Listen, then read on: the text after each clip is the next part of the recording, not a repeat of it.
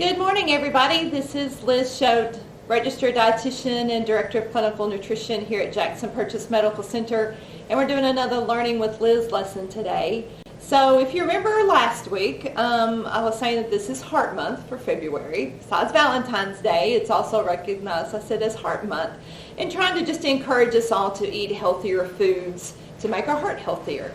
So last week I talked about what cholesterol is and what foods contain cholesterol. So today I'm going to talk a little bit about one type of fat that we might find in different kinds of foods. And it's a fat that's not really good for our heart. It's called a saturated fat. So a saturated fat is a fat that's hard at room temperature. So kind of think about what shortening looks like. It is, it's white, it's creamy, it's hard. That is what a saturated fat looks like. We can get saturated fats from foods that come from animals as well as vegetables. So when we eat foods that contain that saturated fat, it actually makes our body produce more cholesterol. So that's why we want to try to keep our intake of saturated fats down to a minimum. So saturated fats, like I said, are things that are hard at room temperature. I already mentioned one, which is shortening. Another one would be like margarine that's in a stick form, or butter that's hardened like in a stick form. We also may find it in different processed foods, some are baked goods that might be made like with shortening, or even with lard. And lard has two things in it. Lard has both the saturated fat and it has cholesterol. So that's definitely something we want to try to avoid. When you read a label, it might say partially hydrogenated fat or oil, and that is that hardened fat that might be placed into products. So we want to try to keep that down to a minimum if we can. So, just trying to, like I said, try to watch some of the baked goods, some of the snack foods. Say, for instance, sometimes some microwave popcorns might have that in there. So you want to try to, get one that's a little bit lower in with the fat, say a light popcorn, and it won't have as much of that fat contained in it. Coconut oil, coconut butter.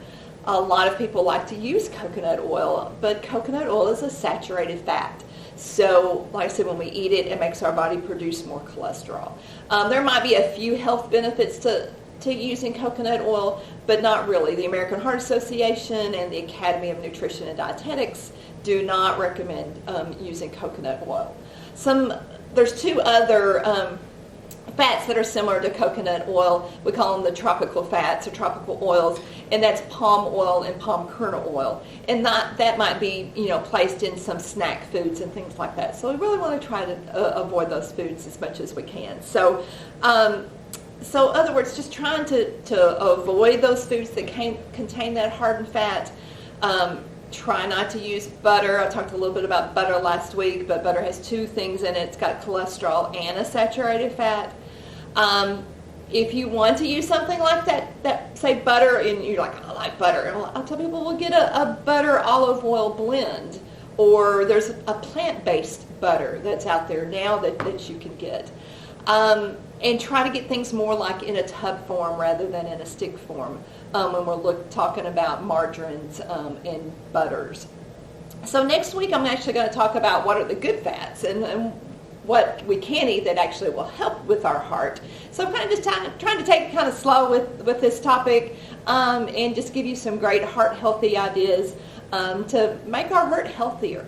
So if you have any questions about what I talked about today, or if you have any further topics that you would like for us to discuss, please just drop us a little comment on our Facebook site, and it would be great. So I hope everyone has a great day and have a good heart healthy month.